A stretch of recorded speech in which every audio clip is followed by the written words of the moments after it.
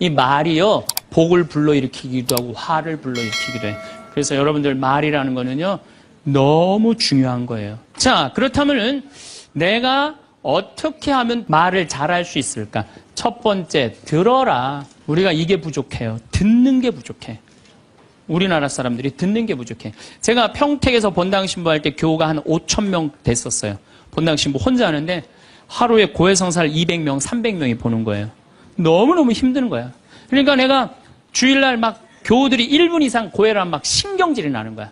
그러니까 할머니들이 그냥 신부님 내가 6.25 때 시집 와갖고 그냥 독자 집에 시집을 왔는데 아들을 하나 낳았어요. 아들을 하나 낳았는데 그놈이 독자라고 내가 너무 오냐오냐 해서 키우다 보니까 이놈을 장가를 보냈는데 이놈이 이혼을 해갖고 손자를 나한테 맡겨갖고 내가 지난주에 그 손자 찾으러 다니느냐고 주일미사를 빠졌어요. 아, 주일미사 빠졌는데 왜 6.25 전쟁부터 시작을 해. 그래서 내가 그래요. 저 교우들한테 항상 교육할 때 죄는 간단히 죄 진 것만 얘기해라. 과정은 설명하지 말고. 그러니까 참 교우들도 죄 결론만 얘기하는 게 참 답답할 거 아니야. 고해소에서 그 답답한 속을 털어놔야 되는데 신부님은 막 200명, 300명 주름 기다리고 있고. 근데 내가 능평이라는 데 본당 신부를 딱 갔는데 교우가 500명이야. 딱 10분의 1이야. 고해소에 들어가고 성물돌 끝났는데도 들어오는 사람이 아무도 없는 거야. 너무 심심한 거예요. 그래갖고 이제 고해소에 딱 들어오면 너무 반가운 거예요. 그래갖고 신부님 저 시어머니를 미워했어요. 그럼 평택에서는 4계명 부모에게 효도하라고 그랬는데 미워하면 안 된다. 예수님이 십자가 생각하고 시어머니한테 잘해라. 딱 간단해. 그렇게 했는데 능평에서 이자매 나가면 이제 아무도 안 들어오니까 이자매 나가면 아무도 안 들어오니까 내가 뭐라고 그러냐면 왜 시어머니를 미워하는데요? 뭐 내가 시집을 왔더니 그냥 손자하고 그냥 고모하고 그냥 남편만 하고 나는 그냥 완전히 식모 취급하고 친정에도 못 가게 하고 그러면 안 되지. 그 시어머니 며느리한테 밥 얻어먹으면서 정신 나간 시어머니네.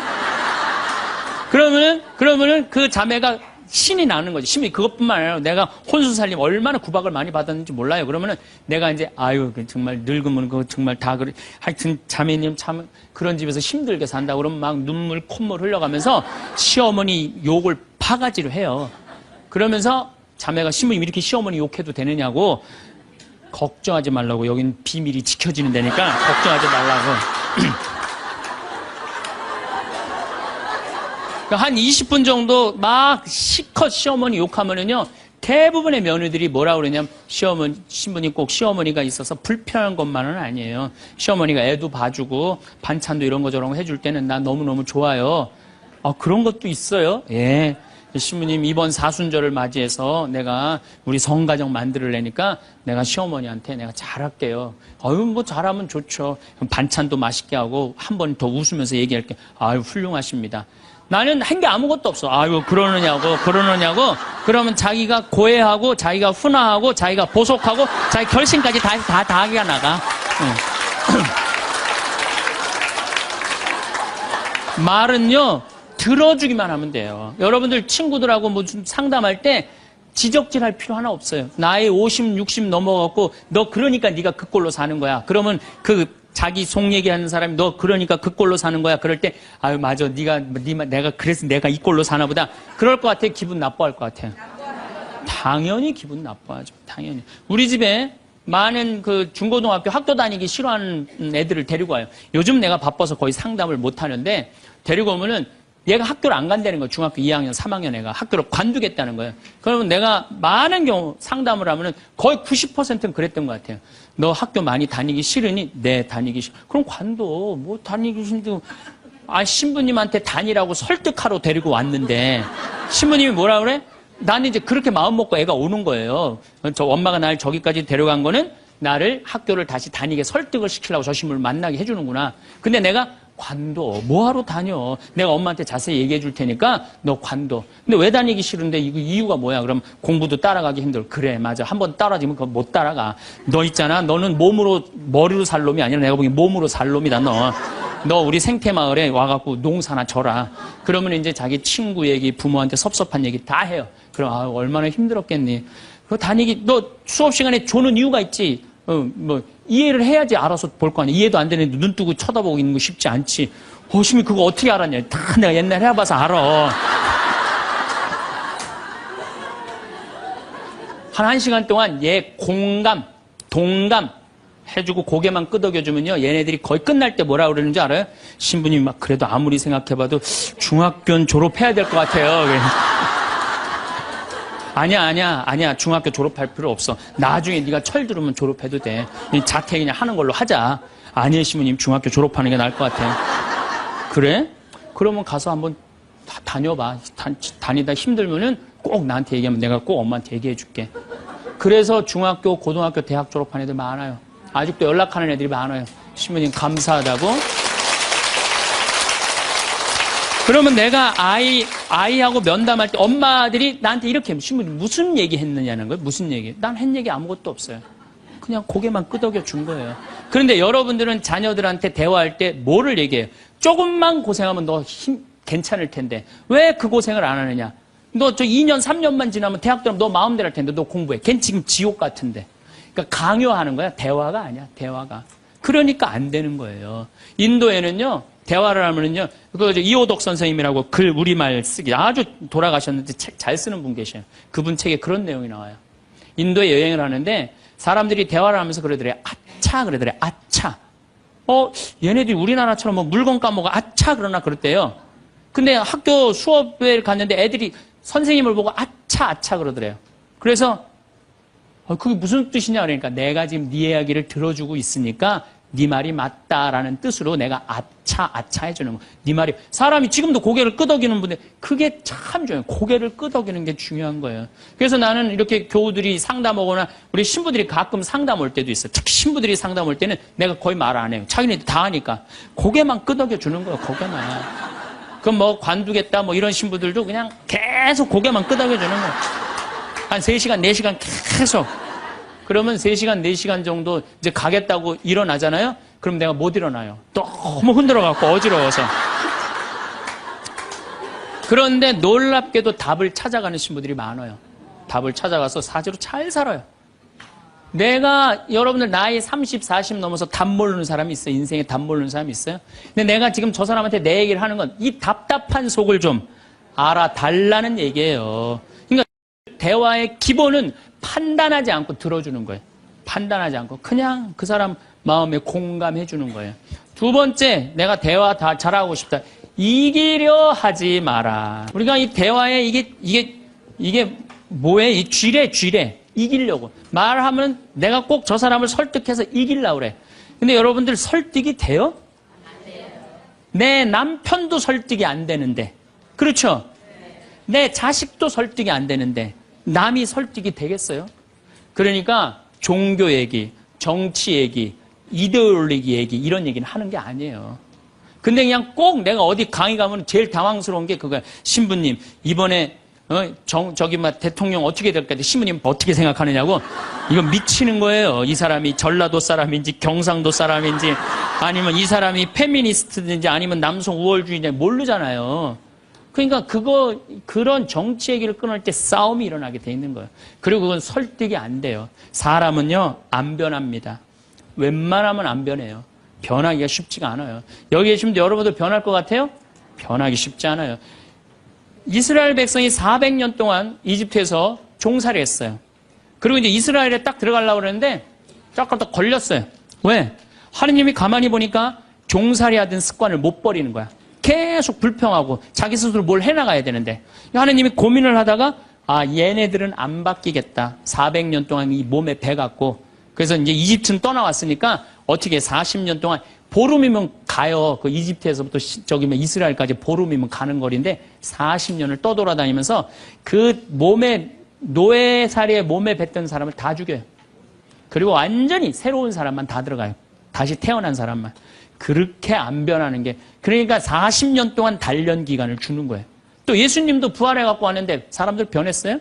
안 변했어요. 변한 사람 없어요. 12 제자만 변하고 그런 거지. 사람은 안 변해. 근데 여러분들이 너 이렇게 살아 그런다고 살아요 그 사람이? 그러니까 대화할 때 싸워서 이길 수가 없어요. 싸워서 이기려 하지도 말고. 제가 이렇게 평화방송에 이제 요즘 방송이 계속 나가잖아요. 한 번만 내보냈으면 좋았을 걸. 뭘 그렇게 계속 내보내. 아주 괴로워 죽겠어요, 저는. 방송에 똑같은 강의 내용 계속 그래서 이거 녹화하는 거예요. 똑같은 거 너무 내보내지 말고 새 거 내보내라고 내가 지금 녹화하는 거예요.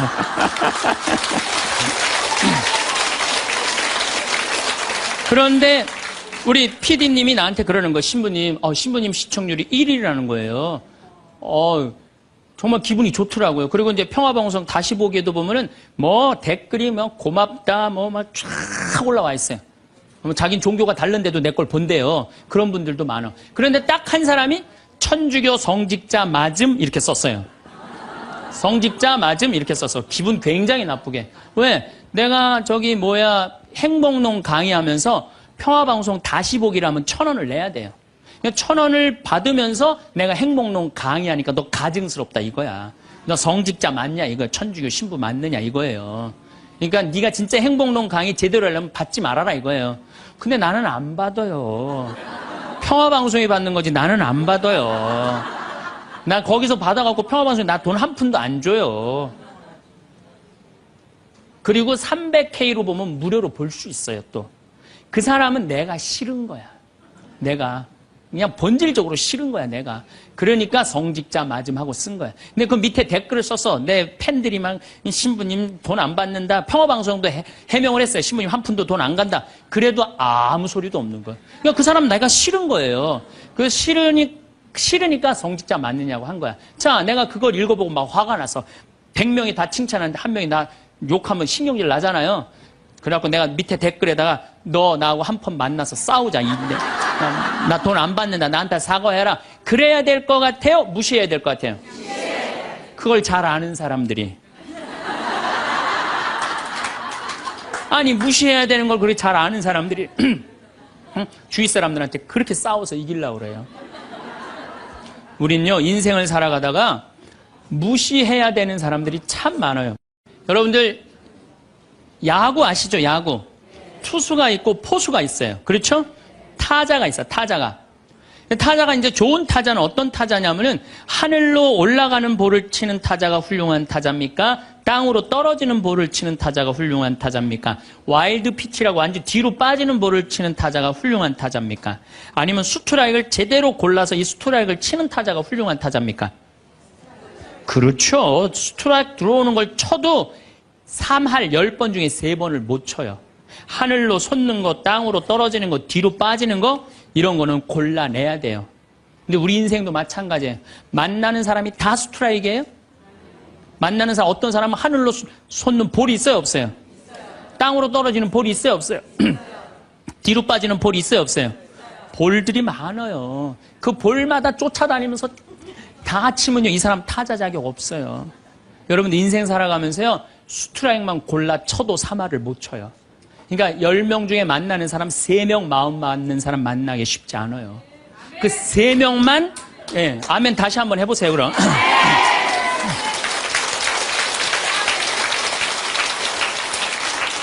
그 3명하고만 잘 사귀어도 여러분들 행복해요. 근데 그 7명 때문에 마음 뺏길 필요가 없다는 거예요. 그래서 여러분들 가만히 생각하면 성당에 보면 볼 많아요. 예쁜 옷 입고 갔더니 누굴 홀리려고 그냥 여시같이 입고 그거 볼이야. 그 볼이에요. 상대할 필요 없어요. 걸러내면 돼요. 우리가 인생 살면서요.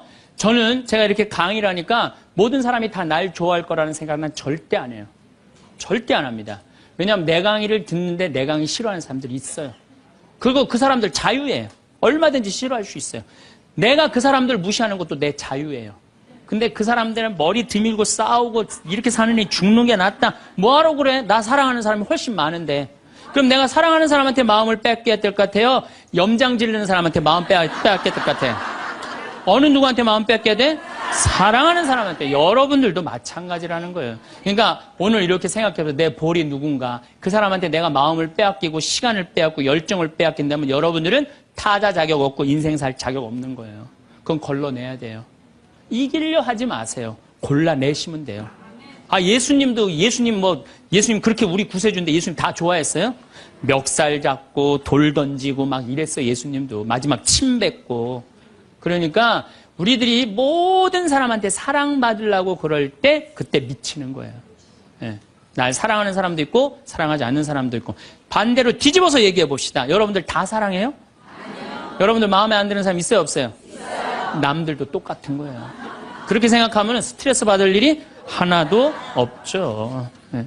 그냥 내 맛있는 거 집 잡혀서 사 먹으러 다니면 돼.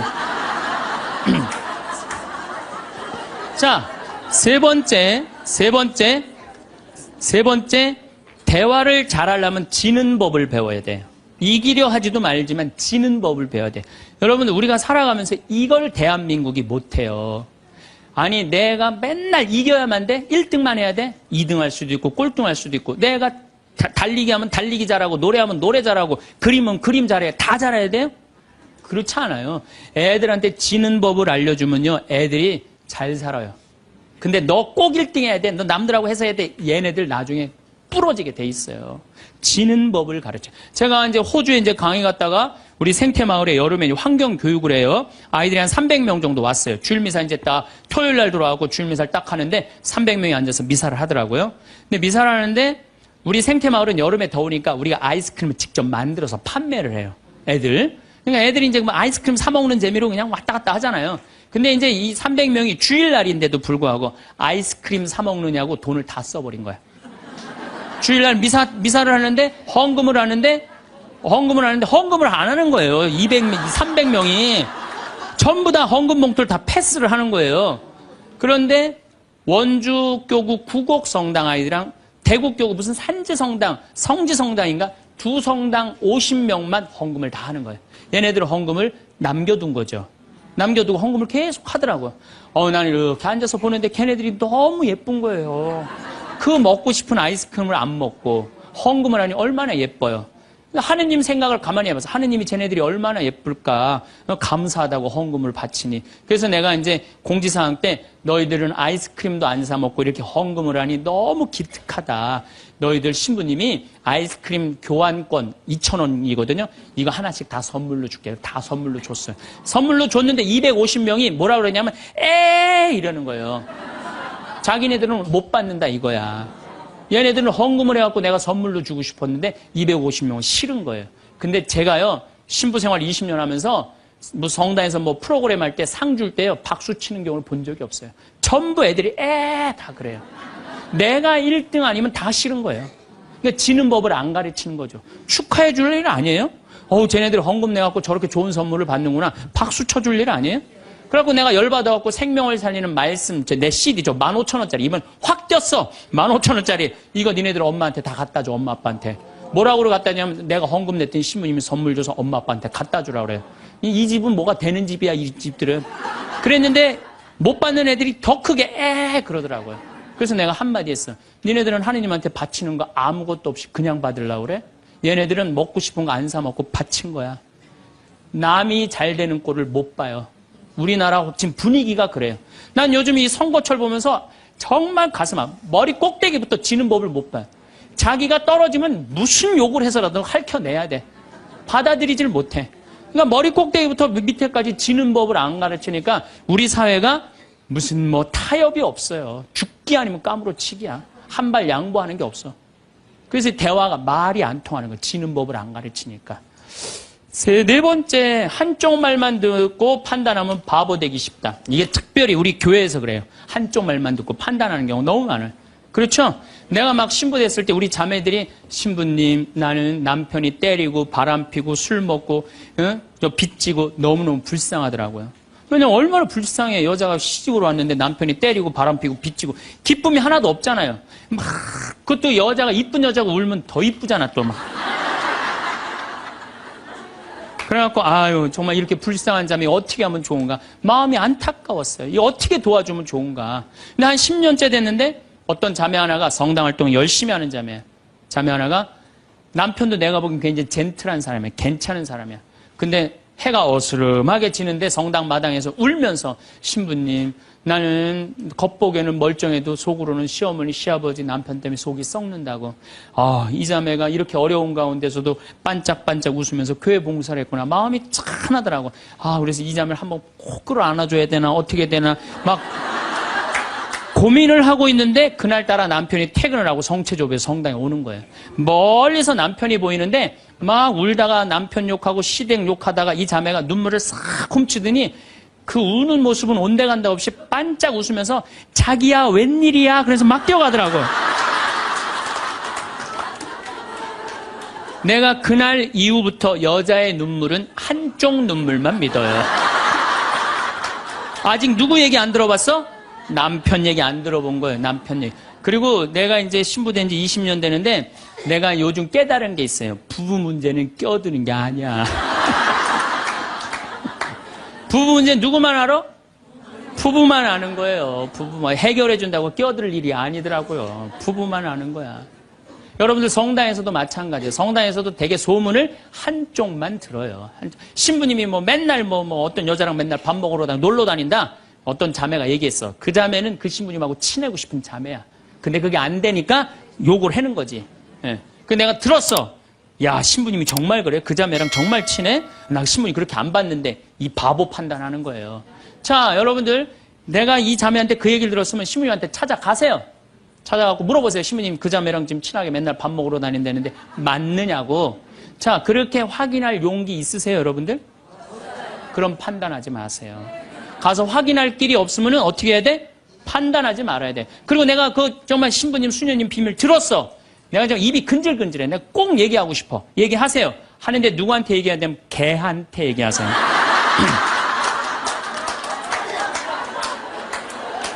걔한테 얘기하세요. 걔는 말을 옮깁니까? 안 옮깁니까? 안 옮겨요. 사람은 옮겨요. 그래갖고 그 공동체를 깨트리는 경우도 많아요. 그 공동체를 깨트리는. 우리가 신앙생활하면서 얼마나 잘못하는 것 중에 하나가 한쪽 말만 듣고 판단하는가. 그래서 신앙생활하는 사람 머리가 더 복잡해. 너무나 이상한 소리를 많이 들어갖고. 제가 미국에 강의를 갔는데 자매들이 그러는 거야. 어떤 유명한 신부님이 은퇴하고 장가를 갔다는 거예요. 그래서 아니, 그분이 장가 갈 분이 아닌데 내가 그래. 근데 또 갔는데 또 이번엔 또 다른 대학 유명한 교수 신부님이 은퇴해갖고 장가를 갔다는 거예요. 둘 다 장가를 갔다는 거예요. 여자를 알기를 돌같이 보던 분들인데. 그래서 나는 속으로 아니 그분들이 은퇴할 장가 갈 분들이 아닌데. 그래갖고 내가 이번에 1년이 지나고 난 다음에 동창 신부들 모여갖고 야, 나 미국에 가고 이런 얘기를 들었다. 그랬더니 한 동창 신부가 그런 얘기를 무슨 소리야. 지난주에 나하고 같이 미사 봉헌하고 신부님이 성서 강의했는데. 그러니까 멀쩡하게 성서 강의하는 신부님이 미국에서는 지금 관도하고 장가가 있어 지금. 우리가 얼마나 신앙생활하면서 이 잘못된 소문에 우리 영혼이 망가지는지 몰라요. 그러니까 한쪽 말만 듣고 판단하면 뭐가 되기 쉽다? 바보 되기 쉽다. 5번째, 끝을 좋게 맺어라. 이 무슨 얘기냐 하면은 끝을 좋게 맺어라. 이 무슨 얘기냐 하면 여러분들 사람이 살아가다 보면요 사이 나쁠 때가 있어요.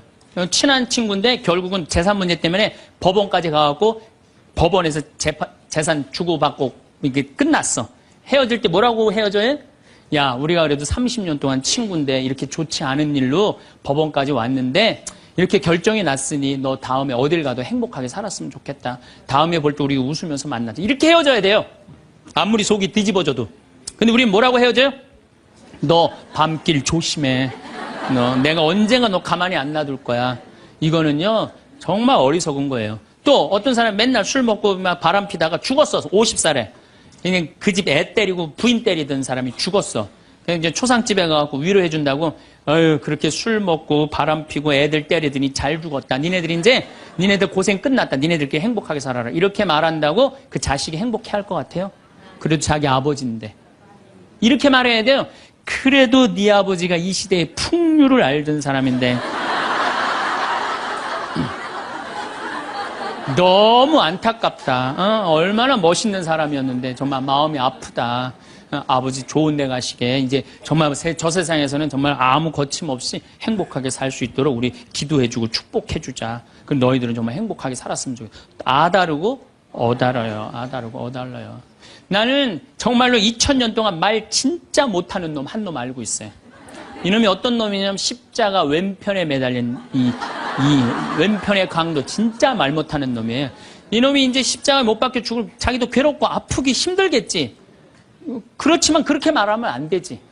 가운데 구세주라는 분한테 뭐라 그래? 네가 무슨 구세주냐? 네가 진짜 구세주면 너도 살리고 나도 살려봐라. 너 구세주도 아니다 이거예요. 그러니까 예수님도 지금 십자가에 못 박혀가고 아파 죽겠는데 이놈이 이상한 소리 하니까 대꾸를 해요 안 해요? 대꾸를 안 해요. 근데 난 2000년 역사상 진짜 말 잘하는 사람 한 사람 알고 있어요. 이게 누구야? 오른편에 있는 강도예요. 오른편에 있는 강도가 뭐라 그래? 야 이놈아 너하고 나하고는 죽어도 싸. 근데 이분은 가난하고 병든 사람 전부 다 함께하고 병 고쳐주고 함께했던 분인데 네가 무슨 자격이 있어 그런 말을 해? 그래 한마디 더 해. 주 예수님 마지막 날 저를 기억해 주십시오. 그러니까 왼편에 있는 놈한테는 대꾸도 안 하던 예수님이 가상칠언이라고 십자가에서 7가지 중요한 말을 해요. 다 이루었다. 엘리 네마 사박타니 이 몸이 당신의 보십시오. 당신의 아들입니다. 뭐 목마르다 이런 얘기 하잖아요. 그런데 이 오른편의 강도한테 너야말로 오늘 나와 함께 진정으로 낙원에 들 것이다. 막판에 말 한 번 잘한 바람에 천당 입장 1호 고개.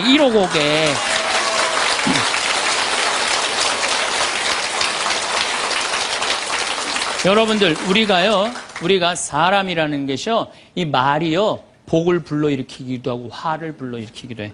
구원까지 결정될 수 있는 게 말이에요. 그래서 나는 이 기가 막힌 말을 어떻게 쓰고 있느냐 제가 성서 한 구절 좀 읽어 드리겠습니다. 자세히 알아보기 전에 꾸짖지 마라. 먼저 생각해보고 나서 질책하여라. 듣기 전에 대답하지 말고 남이 말하는 도중에 끼어들지 마라. 너와 상관없는 일로 다투지 말고 죄인들이 시비를 가릴 때 자리를 함께 하지 마라. 꼭 성당에서 신부님 욕하는데 모여갖고 그냥 같이 하는 사람들 위험한 데 앉아 있는 거예요. 죄인들이 시비를 가리는데 자리를 같이 하지 말아요. 하지 마세요. 빠져나오세요. 그건 하느님이 판단할 일이지 여러분들이 판단할 일은 아니라는 거예요. 혀를 절제하는 이는 갈등 없이 살고 뜬 소문을 싫어하는 이는 잘못을 덜 저지르리라. 절대 말을 옮기지 마라. 아무것도 잃는 것이 없으리라. 말을 안 옮기면 잃는 것이 없어. 말을 너무 옮기고 싶어. 누구한테 얘기해? 개한테 얘기하세요. 개한테. 어떤 말을 들었으면 죽을 때까지 묻어두어라. 이게 집회서에 나오는 말씀이에요. 여러분들 저 사람 판사인데 이 둘째 부인 아들이래. 내가 알고 있어. 근데 그걸 얘기를 해야 될까요? 죽을 때까지 묻어둬야 될까요? 죽을 때까지 묻어둬야 돼요. 어리석은 자는 들은 말 때문에 아이 낳는 여자처럼 진통을 겪으리라. 온갖 소문을 듣고 그냥 진통을 겪는 거야. 어리석은 자의 뱃속에 든 말은 사람의 넓적다리에 밝힌 화살과 같다. 중상하는 자와 한 입으로 두말하는 자를 저주하여라. 그들은 평화로에 사는 많은 사람들을 멸망시켰다. 그래서 여러분들 말이라는 거는요 너무 중요한 거예요. 그래서 난 과연 생명을 살리는 말씀을 하는 사람이냐, 좋은 열매를 맺는 말 씨를 뿌리는 사람이냐, 입만 열면 공동체를 파괴하고 상대방 가슴에 멍을 들게 하는 말투를 던지는 사람이냐, 이 이야기를 3주에 걸쳐서 이야기를 나누고 있습니다. 우리가 가장 가까이 있는 사람한테 가장 상처 주는 말을 참 많이 하는 것 같아요. 그래서 여러분들 부부끼리 서로 기분 나쁠 때가 있어요. 기분 나쁠 때 있잖아요. 예. 그럴 때 이렇게 뭐 감정적으로 생각하거나 극단적으로 생각할 필요가 없을 것 같아요. 왜 그렇게 생각하실 필요가 없느냐면 지금 종자가 다른 종자가 이상한 행동을 하고 있다. 이렇게 생각하면 좀 마음이 좀 편안해요. 저 사람이 날 미워해서 그러는 게 아니다. 더욱이 여성이라는 이 성은 제가 남성이기 때문에 그런 걸 많이 느껴요. 여성은 참 신비한 존재. 여자는요 생리를 하고 난 다음에 1일부터 18일까지 점점 기분이 좋아진대요. 점점 18일서부터 21일 사이까지는 기분이 최고래. 최고. 네.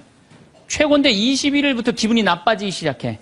생리할 때 되면 완전히 그 여자가 아니야. 원래 생각했던 그 여자가 아니야. 완전히 새로운 완전히 짐승이 하나 나와갖고 이상한 행동을 하는 거예요. 그러니까 여자는 기분이 좋고 나쁘고 너무 분명해요. 좋을 때는 한없이 좋고 나쁠 때는 또 한없이 나쁜 경우가 있어요. PMT라고 이게 그 여자는 그 생리 전 긴장감이 있대요. 이 현상이 있어갖고 여자의 감정을 남자들이 내 말로는 난 도저히 이해가 안 돼. 이게 이 주기를 몰라서 그래요. 더욱이 여자가 한 18일에서 21일 사이는 기분이 얼마나 좋으냐면은 처녀 때도 이때 만약에 파티장에 가고 술을 먹는데 남자를 보면은요 모든 남자가 다 멋있게 보인대. 그래갖고 그냥 이때 그냥 술 먹고 호텔에 다음날 아침에 깨보면 어머머 내가 미쳤어. 내가 왜 그랬지? 이런 일이 이때 벌어지는 거예요. 그래서 보통 보면은 이렇게 부부들 보면 너무 예쁜 여자하고 이상하게 생긴 남자가 부부로 사는 경우가 있어요. 이 경우는 18일에서 21일 사이에 만난 경우에 이 경우는. 전혀 어울리지 않는데도 같이 사는 경우가 있어요. 그걸 뭐 번개 맞은 사랑, 운명 같은 사랑 그런 거 아니에요. 그런데 이게 결혼할 때만 이런 현상이 일어나는 게 결혼하고도 계속 이주기가 반복되는 거예요. 그러니까 남자들도 이걸 이해를 못하니까 답답한 거. 저 여자가 왜 저러나? 느닷없이 왜 신경질을 부리지? 또 느닷없이 너무너무 잘하고. 이런 주기, 본인들도 아마 그런 주기에 대한 인식이 있으실 거예요. 인간이라는 게 그렇게 복잡한 것 같아. 근데 옛날에는 이렇게 복잡해도 몰라도 됐어요. 그냥 참고 살고, 그냥 견디고 살고, 성당에서 십자가 생각하고 참으라고 그러면은 그냥 참고 그리고 옛날에 제가 20년 전만 해도 신부님 남편이 때려요, 남편이 바람 펴요. 그러면 저도 그랬어요. 참고 살으라고. 왜? 참고 살, 좀만 참으면 죽으니까 그냥.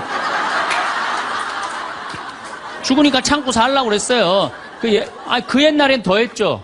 그 옛날에는 100년 전, 200년 전에는 참고 살면 둘 중에 하나 아무나 빨리 죽으니까 그냥, 근데 요즘은요, 한 40살 된 사람이 남편이 때려요, 바람 펴요, 빚만 만들어놔 이러면요, 참고 살라고 얘기하기가 참 두려워요. 왜냐하면 참고 100년을 더 살아야 되는데, 그거는 또 다른 형벌이거든요. 그러니까, 여러분들도 이제는 남자라는 이 동물을, 짐승을, 종자를 이해를 하셔야 돼요. 남편을 이해하라는 게 아니에요. 남자가 생겨먹은 게 어떻고, 또 여기 있는 우리 형제님들은 여자가 생겨먹은 게 그러면 훨씬 좀 덜 싸울 거예요. 덜 크크크 치치치 카카카 된다니까.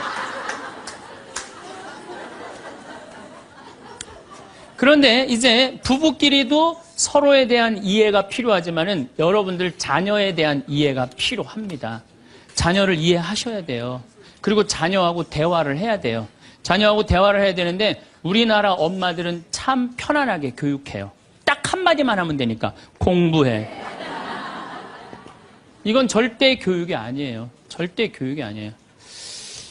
우리 집에 이 형제가 4형제. 근데 우리 둘째 형이 머리가 나빠요. IQ가 99에. 난 126인데. 근데 우리 둘째 형이 중학교 1학년 때 어느 날 갑자기 공부를 잘하는 거예요. 반에서 1, 2등을 하는 거예요. 그리고 좋은 고등학교 가고 좋은 대학 나와서 대기업 하고 요즘 아주 그냥 번듯한 회사의 사장이에요. 그래서 내가 3년 전에 형한테 물어봤어요. 형은 IQ가 자기 항상 그러니까 난 99밖에 안 된다고. 형은 IQ가 99밖에 안 되는데 왜 이렇게 공부를 잘하고 사회에서 이렇게 정말로 남들 부러워하는 자리까지 올라갔느냐고. 왜 IQ가 99밖에 안 되는데 왜 갑자기 공부를 잘하느냐고 내가 물어봤어요. 근데 형이 이런 말씀을 저한테 하더라고. 형이 신부님 내가 중학교 1학년 때 아버지가 간 수술했어요. 큰 간 수술을 했어요. 난 초등학교 4학년 때 기억나요. 아버지 병원에 가면 천도복숭아 따먹었던 거 기억나요. 그리고 아버지가 퇴원을 하고 다음날 허리를 구부리고 출근을 하시더래요. 근데 우리 형이 보니까 어머니가 그랬대요. 여보 며칠 쉬었다가 나가라고. 그렇게 허리를 구부리고 어떻게 출근을 하느냐고. 근데 아버지가 그러더래요. 나는 내 자식 먹여 살리고 공부시키려면 오늘부터 나가야 된다고. 그걸 일주일 동안 이 99짜리 IQ가 지켜본 거예요. 일주일 동안 지켜보면서 자기가 그런 생각을 했대요. 내가 저 아버지를 위해서 해야 되는 건 공부다. 그래갖고 이 99 IQ가 코피가 터져가면서 공부를 한 거예요. 근데 그 아들은 내가 봐도 그때부터 효자인데 지금까지도 효자예요. 왜? 부모의 삶에 동참했기 때문에. 여러분들은 자녀를 여러분들의 삶에 얼마나 동참시키세요? 그러니까 우리 이 둘째 아들은 정말 그때부터 지금 나이가 50이 넘었는데 아직까지도 효자예요. 그래서 내가 이렇게 나보다 신부가 됐으면 더 잘 살았을 거예요, 둘째 형이. 근데 큰형은 이제 우리 어머니 아버지가 이제 휴가를 이제 우리 생태마을, 요즘은 이제 거의 못 오시는데 휴가를 오면 이제 누나, 큰아들, 둘째 아들이 돌아가면서 모시고 와요. 근데 이제 큰아들도 자기도 조그만 공장을 하는데 막 이제 바쁘니까 바쁜 와중에 어머니, 아버지 모시고 오는 거 아니에요. 오다가 어머니가 아이고 얘야 묵주를 까먹었다 그러면 신경질을 부린대요. 바빠 죽겠는데 어떻게 하라고 그러냐고 지금 일주일만 손가락으로 하고 오라고 그냥. 그런데요. 근데 둘째 아들은 어머니가 딱 이제 아들 둘째 아들이 태우고 평창에 오다 얘야 묵주를 까먹었다. 그러면 둘째 아들은 그런데 우리 어머니가 저한테 해준 얘기예요. 어머니 걱정하지 마세요. 톨게이트 앞에서도 그런데 어머니 걱정하지 마세요. 차 돌리면 되죠 뭐. 그리고 그 차를 돌려갖고 30분 동안 집에 가서 그 묵주를 찾아서 모셔다 드린다는 거예요. 그러니까 부모가 불편한 게 싫은 거야. 왜? 이 자식은 중학교 1학년 때부터 누구의 삶에 동참한 거야? 부모의 삶에 동참한 거야. 여러분들은 자녀들을 언제부터 삶에 동참시켰어요? 부모가 속이 썩는지 아빠가 힘든지 고통스러운지 그런 건 하나도 얘기 안 하잖아요. 그리고 너는 뭐만 하면 돼? 공부만 하면 되는 거야. 근데 우리는 자녀들한테 공부하라는 왜 공부해야 되는지 인생에 대한 철학, 삶의 진리 이런 얘기 전혀 하지 않아요. 그냥 무조건 공부하라. 무조건 공부하라 그래. 그러니까 애들이 왜 공부해야 되는지도 모르고 부모가 하라고 그러니까 지겨워도 하는 거예요. 그러니까 부모가 지겨운 거예요. 부모가 지겹고 부모하고 말을 섞기 싫고. 여러분들 맨날 초등학교 이제 한 5학년만 되면은 남편이 맨날 술 먹고 들어와. 남편이 요즘 경기가 안 좋아갖고 400만 원을 벌어야 되는데 150만 원밖에 못 벌어. 400만 원을 벌었는데 150만 원밖에 못 벌어. 그래갖고 남편이 걱정이 돼갖고 맨날 술을 먹고 들어와요. 그러면은 엄마가 한다는 소리가 그래요. 지겨워 죽겠어. 뭐하러 나하고 결혼했어. 술하고 결혼하지. 내가 이혼을 하든가 말든가 해야지. 아빠는 맨날 술 먹고 들어오고. 초등학교 5학년만 되면은 여자의 초등학교 5학년 애들 눈치가 빨라요. 아, 우리 집이 지금 심각하구나. 엄마 아빠가 곧 이혼하면 나는 엄마하고 살아야 될까 아빠하고 살아야 될까 고민해요. 아빠가 밤 10시에 술이 취해갖고 들어왔어. 그래도 딸이라고 아빠 들어왔냐고. 아빠 오셨어요? 아빠가 한다는 소리가 우리 딸 이리 와. 아빠가 안아줄게. 걱정하지 말고 넌 들어가서 공부해. 이 아빠가 다 알아서 할게. 아니 엄마는 이혼한다는데 뭘 다 알아서 한다는 거야. 근데 엄마는 지겨워 죽겠어. 내가 이혼하든지 말든지 이런 소리 하면요. 얘는 마음 잡고 공부 못합니다. 공부하란다고 공부하는 게 아니거든요. 정말 지혜로운 엄마는 어떤 엄마인 줄 알아요? 남편 술 취해갖고 들어오면은 방에다 뉘어놓고 근심 어린 얼굴로 쳐다보는 초등학교 5학년 딸아 아빠가 맨날 술 먹고 들어오니까 걱정되지? 엄마 나 걱정돼. 아빠가 왜 저래 조금? 사실은 아빠가 요즘 경제가 좀 어렵잖니. 너도 알다시피 지금 유럽에 그리스 사태 터졌잖아. 석유값이 자꾸 올라가고 있어. 그리고 미국은 리먼 브라더스 경제 위기가 왔잖아. 이렇게 어려운 경제 위기가 와서 아빠가 한 달에 400을 벌어야 되는데 150밖에 못 벌어. 근데 너도 알다시피 우리 핸드폰 네 식구 쓰면은 20만 원이야. 그 다음 전기세 10만 원이야. 그 다음에 아빠 차 운행하고 우리 버스 타고 전철 타고 다니는 거 30만 원이야. 우리가 라면만 먹고 살아도 60만 원이야. 네 학원비, 동생 학원비 50만 원 들어가. 그러고 난 다음에 우리 아파트 부금 100만 원 들어가. 한 달에 최소한 250은 있어야 되는데 150밖에 6개월 동안 아빠가 지금 이렇게 우리 집이 마이너스야. 그래서 아빠가 저렇게 근심 걱정이 돼서 저렇게 술을 먹고 들어오니 네가 좀 이해를 해줬으면 좋겠다. 이렇게 말하면요. 얘는 방에 들어가서 고민해요. 우리 집을 위해서 내가 도대체 뭘 해야 될까 고민해요. 그런데 우리는 자녀들한테 이런 얘기 일체하지 않아요. 일체하지 않고 너는 들어가서 뭐 하라고 그래? 공부하라고 그래. 그러니까 애들이 공부를 왜 해야 되는지 모르잖아요. 유대인들은요. 초등학교 1학년만 되면은 왜 우리가 이 초막절을 지내야 되는지, 왜 우리가 과월절을 지내야 되는지, 할머니 할아버지는 어떻게 살았고 엄마 아빠는 어떻게 살았고 다 얘기해줘요. 그러니까 우리나라 애들은 이스라엘 애들은 초등학교 1학년 때부터 철드는 거예요. 우리 역사, 이런 역사 안에서 내가 살아가야 되는구나. 제가 지난 3월 달에 내가 이제 다음 겨울에 12월 달에 그 강의를 이제 말씀을 드릴 거예요. 3월 달에 이스라엘에 초청을 받아서 갔다 왔어요. 근데 마침 내가 그 사막 체험을 했는데 그때 이스라엘의 영재 아이들이 거기 왔었어요. 천재 아이들이죠. 근데 이스라엘은 고등학교 3학년 18살만 되면요. 무조건 군대 가야 돼요. 3년. 남자고 여자고 다 3년. 근데 걔네들이 전부 다 의대 합격하네, 공군사관학교 합격하네, 다 그런 애들이야. 그래서 내가 물어봤어요. 니네들은 18살만 되면은 군대를 간다는데 너희들 정말 군대 가고 싶느냐? 내가 물어봤는데 걔네 눈빛이 반짝반짝 그러면서 나는 이 나라를 위해서 가겠다는 거예요. 그리고 그냥 가는 것도 아니고 반드시 가고 난 기쁘게 가겠다는 거예요. 얘네들은 역사, 의식, 가정의식 다 있는 거야. 그러니까 우리나라 애들은 20년 동안 역사 얘기도 안 듣고 사람 살아가는 도리 얘기도 안 듣고 무조건 뭐만 하라고 그래? 공부만 하라고 그래. 지난 작년 3월 13일 날 고등학교 3학년 남자아이가 얘가 전국 4천등 하는 아이였대요. 모의고사에. 전국. 근데 엄마는 전국 1등 하라고 그래. 전국 1등. 나는 전교 1등은 들어봤어도 전국 1등은 처음 들어봤어요. 전국. 자식한테 전국 1등을 하라고 강요한 엄마는 처음 들어봤어요. 근데 얘는 전국 4천등이면요. 서울대 들어가요. 왜냐면 1년에 서울대 4,000명 정도 뽑거든요. 4,000명 정도 뽑으면 뭐 카이스트, 경찰대 뭐 이런 데 다 빠지면은요. 서울대 들어가고도 남아요. 그런데 얘는 전국 63등으로 고친 거야. 63등인지 62등인지. 내가 고등학교 때 반에서 받은 등수야, 이거야, 고등학교. 그런데 엄마가 이 성적표를 받아보고 아이를 8시간을 두들겨 팼다는 거예요. 엄마가 전국 1등 하라고 그랬더니 왜 전국 62등 하느냐. 근데 3월 14일이 무슨 날이냐면 학부용 진학 상담하는 날이야. 얘는 전국 62등도 8시간 두들겨 맞았는데 이거 전국 4,000등 걸리면은 나는 죽는다. 그래갖고 얘 지금 감옥에 가 있어요. 1차 재판 끝났어요. 3년형인가 지금 나왔어요. 나는 얘는 엄마를 죽였다고 생각하지 않아요. 시험 감독관을 죽인 거예요. 시험 감독관을. 제가 얼마 전에 내 친구의 친구가 세상을 떠났어요. 근데 그 세상 떠난 사람 여자야. 근데 고등학교 2학년 딸 있고 대학교 1학년 아들이 하나 있는 거야. 그런데 이 엄마가 딸을 깨워야지 딸은 일어나서 학교를 가는 거예요. 근데 10시가 됐는데 엄마가 안 깨운 거야. 엄마가 왜 나를 안 깨웠지? 10시가 됐는데 부엌에 가보니까 심장마비로 죽은 거예요. 심장마비로 죽었는데 아들이 이제 올라왔죠. 지방대학 다니면서. 아들이 올라왔는데 아들이 장례 때 하나 울질 않더래요. 우리 친구가 가서 보니까. 그리고 그냥 슬퍼하질 않더래요. 그런데 장례하는 날 아빠한테 그러더래요. 아빠, 나 내일 MT가 있는데 나 그거 꼭 가고 싶은데 나 어떻게 하면 좋으냐고. 나 내일 MT 가게 해달라고 그러더래요. 철이 안 들은 거죠. 그런데 여러분들, 얘가 철이 왜 없을까요? 누가 이렇게 철없이 키웠을까요? 부모가 철없이 키운 거예요. 뭐 하라고 그런 거야? 공부하라고 그러는 말 외에는 한 얘기가 없는 거예요. 공부하라는 얘기.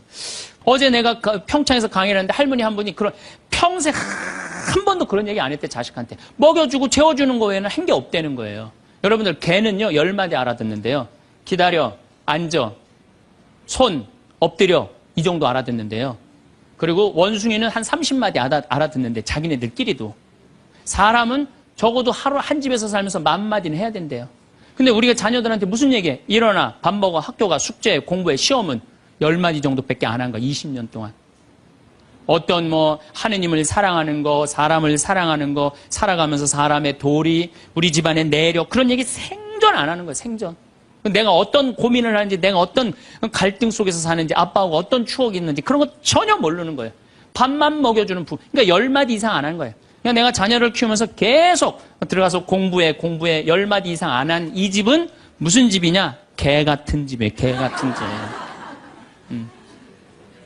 사람 집이 아니에요. 사람 집이 아니에요. 다정한 대화를 할 수가 없는 거야.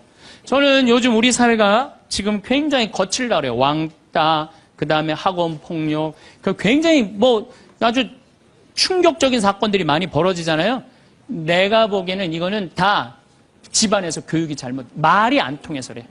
부모가 진리를 애들한테 알려줘야 될 거 아니야. 진리를. 그리고 하느님의 사랑도 알려줘야 되고. 근데 그런 얘기 생전 안 하는 거예요. 저는 요즘 무슨 대책 막 낼 때 정말로 한심해요. 그런 대책으로는 해결이 안 돼요. 저는 중학교 때 성당을 이틀 갔어요. 토요일 날, 일요일 날. 이틀 간 게 아니라 6일이면 6일 다 갔죠. 7일이면 7일 다 갔어요, 성당. 매일 가서 성당 살았어요.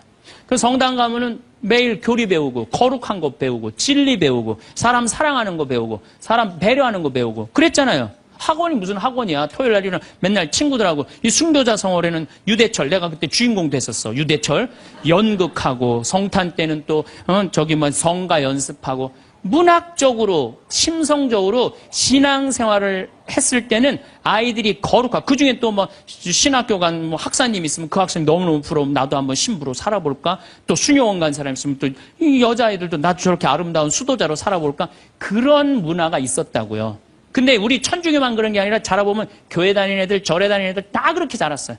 그러니까 심성이 예쁘게 자라는 거죠. 근데 요즘 애들은 뭐만 해요? 공부만 해요.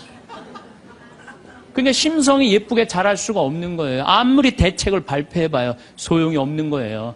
그래서 나는 진짜 똑똑한 정치인이라면은 토요일 날, 일요일 날 신앙생활 하게 해야 돼요. 똑똑한 정치인들이라면. 그 문화생활 하게 해야 돼, 애들이. 절대 공부를 하면 안 돼요. 토요일 날, 일요일 날은. 그렇게 잘하면은 우리 사회가 굉장히 건강해지고 거룩해지고 진리가 충만한 나라가 될 거예요.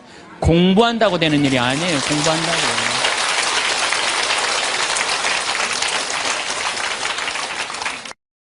사람의 인생은 실력만으로 굴러가지 않습니다. 말 한마디가 복을 부르기도 하고 불필요한 화를 부르기도 합니다. 따뜻한 말은 관계를 살리고 거친 말은 마음을 멍들게 만듭니다. 그래서 말의 태도는 곧 그 사람의 인생 방식입니다. 말을 현명하게 사용하는 사람은 결국 평안과 복을 더 얻게 됩니다. 어떤 이는 말 한마디로 사람의 마음을 따뜻하게 만듭니다. 그런 사람 곁에 있으면 마음이 편안해지고 자연스럽게 미소가 지어집니다.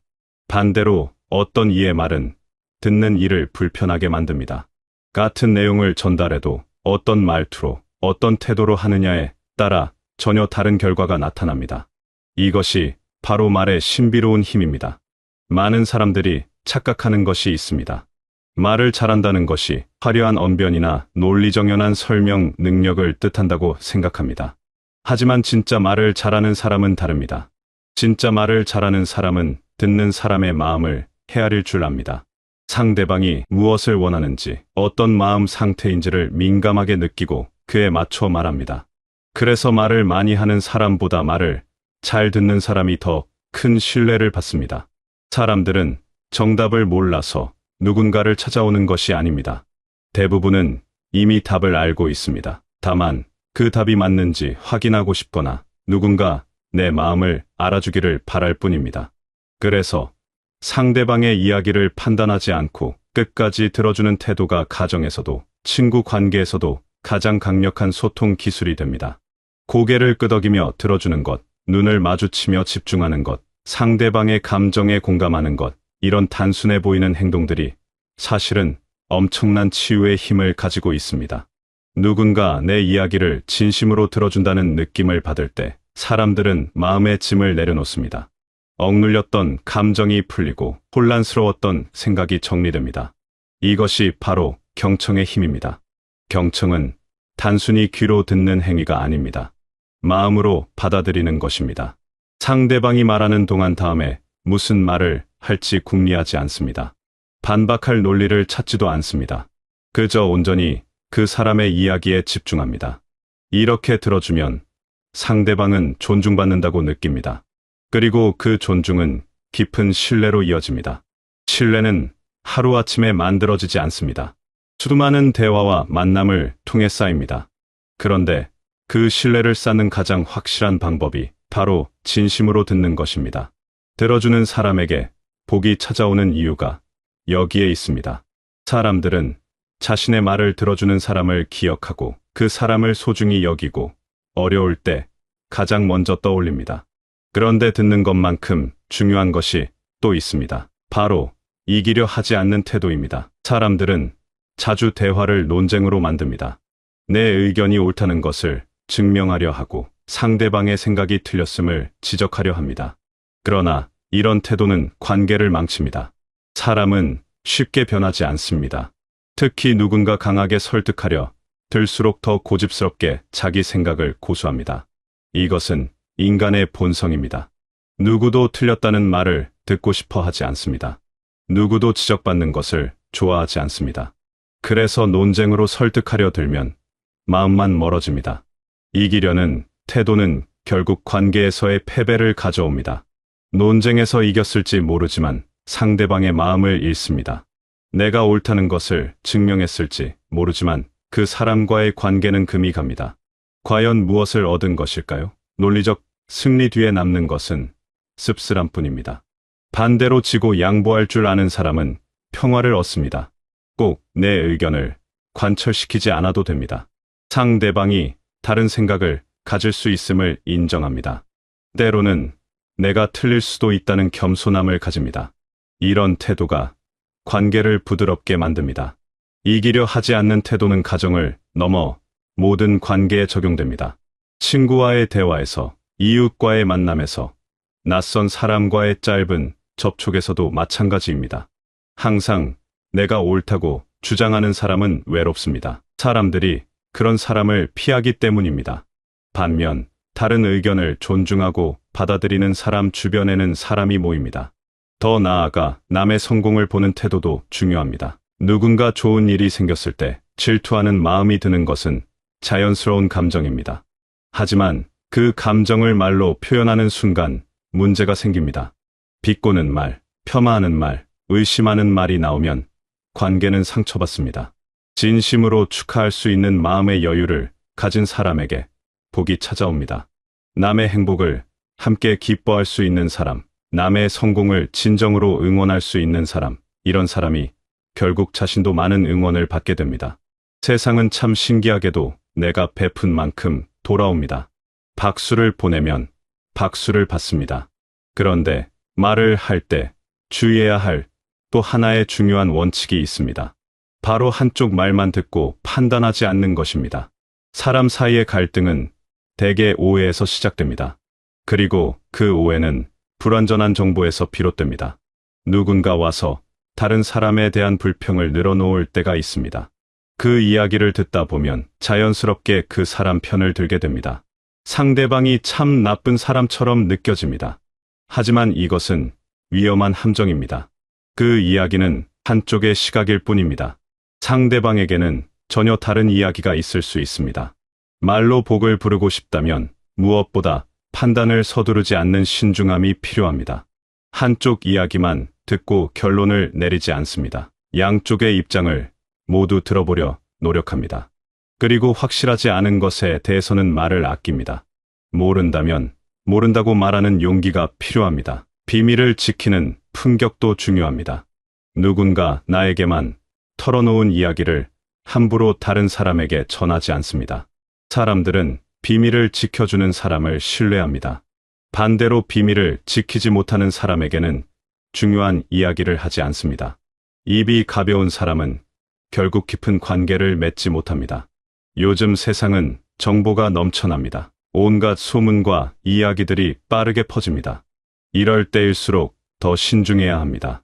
듣는 것과 믿는 것을 구분해야 합니다. 믿는 것과 말하는 것도 구분해야 합니다.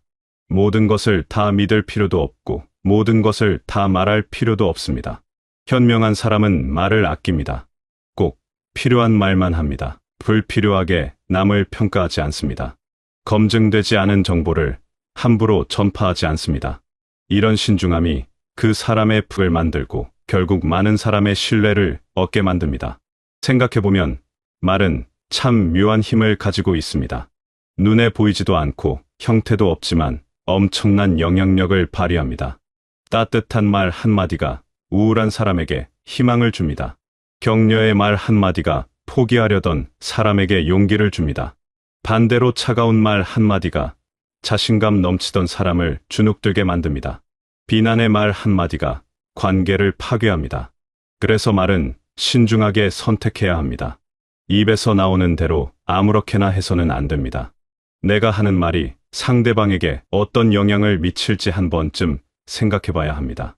이 말이 상대방의 기분을 상하게 하지는 않을지, 이 말이 불필요한 오해를 만들지는 않을지, 이 말이 정말 지금 필요한 말인지 점검해야 합니다. 좋은 말투는 하루를 편안하게 만듭니다. 아침에 가족에게 건네는 따뜻한 인사, 이웃과 나누는 밝은 목소리의 안부, 마트에서 만난 사람에게 보내는 미소 어린 말 한마디, 이런 것들이 모여서 하루를 만듭니다. 거칠고 날카로운 말로 시작한 하루와 부드럽고 따뜻한 말로 시작한 하루는 완전히 다릅니다. 가정의 평화는 대단한 것에서 오지 않습니다. 매일매일의 작은 말투에서 옵니다. 고맙다는 말, 이해하다는 말, 사랑한다는 말을 자주 하는 것, 화가 나도 목소리를 높이지 않는 것, 상대방의 실수를 너그럽게 넘어가는 것, 이런 작은 실천들이 쌓여서 행복한 가정을 만듭니다. 경청하고 이기려 하지 않고 한쪽 말만 듣고 판단하지 않는 사람에게 복은 자연스럽게 찾아옵니다. 이것은 추상적인 이야기가 아닙니다. 실제로 그렇습니다. 이런 사람들은 관계가 좋습니다. 친구가 많습니다. 가족과의 관계도 원만합니다. 어려운 일이 생겼을 때 도와주는 사람이 많습니다. 이것이 바로 복입니다. 복은 하늘에서 갑자기 떨어지는 것이 아닙니다. 내가 어떻게 살아가느냐에 따라 만들어지는 것입니다. 특히 말은 복을 부르는 가장 직접적인 통로입니다. 좋은 말을 하는 사람에게 좋은 일이 생깁니다. 다른 사람을 배려하는 말을 하는 사람이 배려받습니다. 세상은 결국 공평합니다. 말이 곧 인격입니다. 어떤 사람인지 알고 싶으면 그 사람이 어떻게 말하는지 보면 됩니다. 말투에서 그 사람의 교양이 드러나고, 말의 내용에서 그 사람의 생각이 드러나고, 말하는 태도에서 그 사람의 인품이 드러납니다. 아무리 겉으로 꾸며도 말은 속일 수 없습니다. 말이 곧 인생이기도 합니다. 내가 어떤 말을 선택하느냐에 따라 내 인생의 방향이 달라집니다. 긍정적인 말을 하는 사람은 긍정적인 인생을 살게 되고, 부정적인 말을 하는 사람은 부정적인 인생을 살게 됩니다.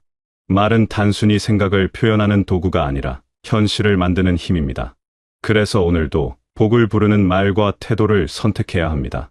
아침에 눈을 뜨면서부터 의식적으로 좋은 말을 하려고 노력해야 합니다.